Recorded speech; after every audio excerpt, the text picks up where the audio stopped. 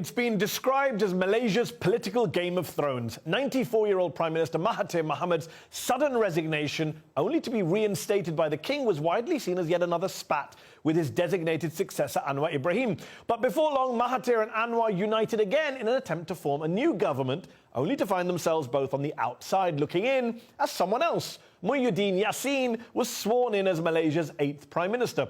So where did it all go wrong for Malaysia's political colossus, Mahathir? And what does it mean for the country?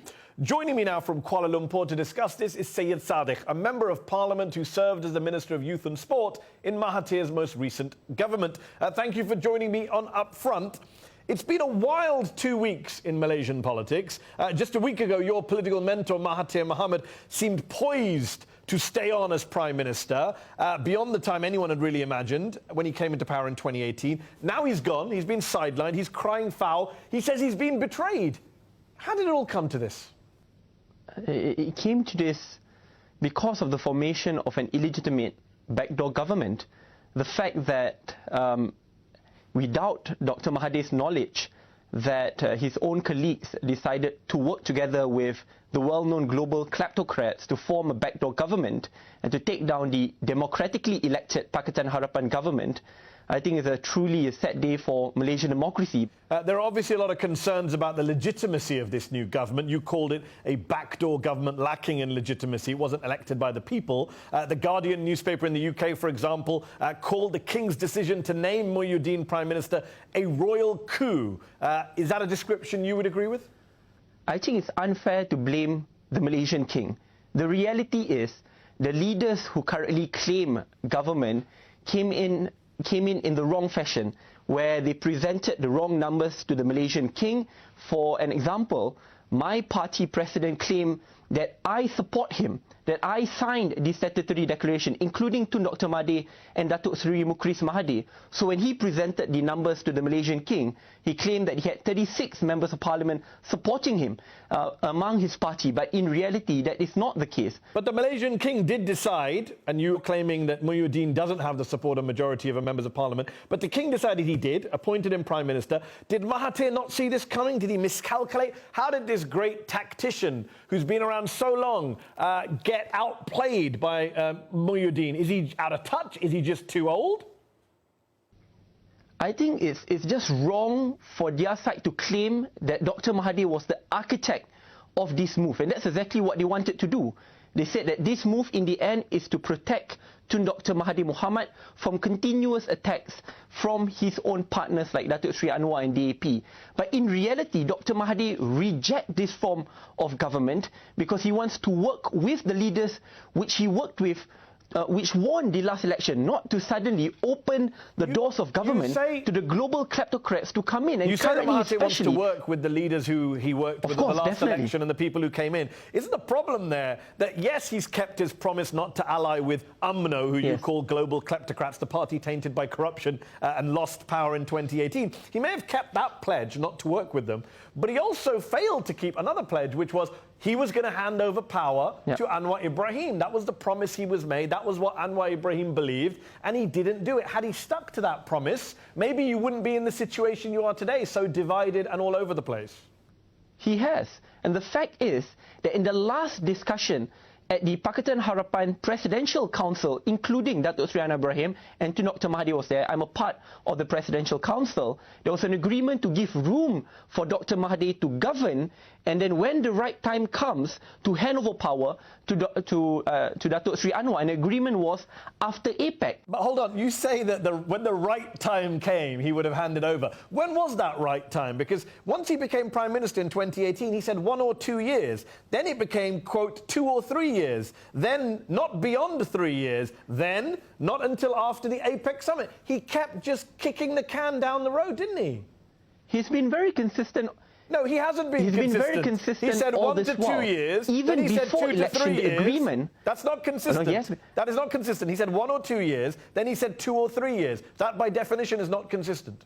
Every decision is decided democratically together among all party heads in the Presidential Council of Pakatan Harapan. And the agreement which we had last Friday, last 2 Fridays, is for Dr. Mahathir to govern and to leave after APEC and hand it over to Datuk Seri Anwar. And we agreed as a consensus. Unfortunately, this consensus was not listened to, and in the end, that there are other parties out there who are unwilling and unhappy, and as a consequence, subvert Malaysian democracy. You say Malaysian democracy has been subverted because a coalition government was formed in a back room without an election. But wasn't Mahathir about to do the same thing last week himself? He was going to form a new coalition that would have maybe sidelined Anwar Ibrahim, and that wouldn't have been a coalition that was picked by the people.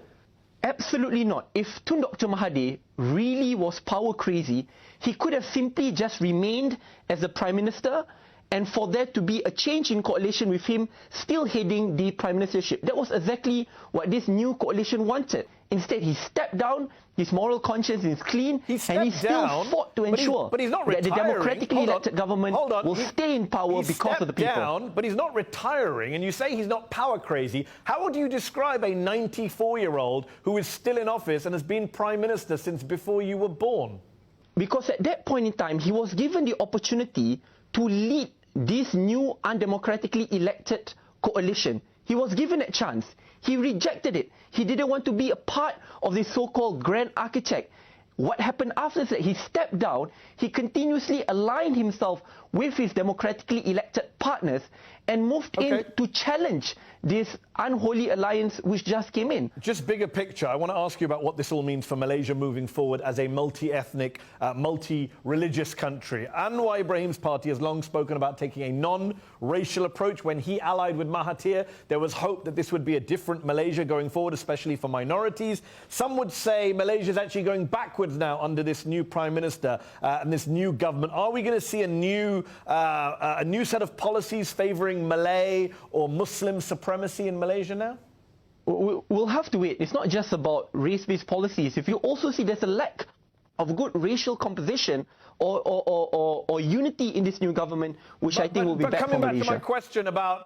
Coming back to my question about discrimination, in December 2018, when your government was discussing signing a UN convention to eliminate racial discrimination, tens of thousands of Malaysians took to the streets in your country to oppose that move because they didn't want any disruption of the preferential treatment that they get as Malays. When tens of thousands of people take to the streets saying they support discrimination, that's a problem for your country, isn't it?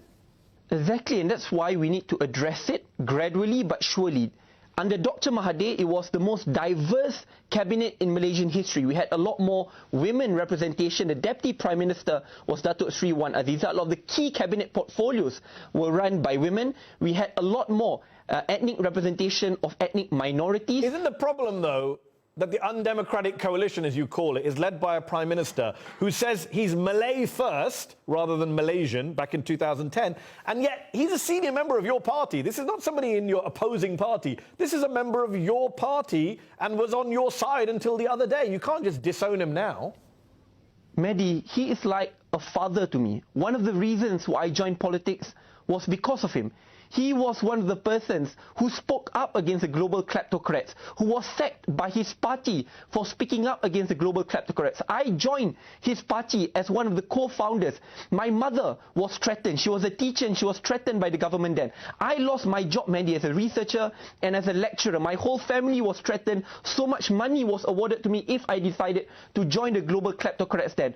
What truly disappoints me is that today, my very own leader, my father, decided to open the door of Malaysian government and democracy to the same global kleptocrats who threatened me, my family, who sacked him and threatened his family, and now are aligning himself. And I get that. I'm asking a point about race and discrimination. You're saying he's like a father figure to you, and I'm saying to you, when you were considering him as your father figure, he was making some pretty provocative remarks about being Malay first. Would you criticize him for saying that? Do you consider yourself to be Malay first?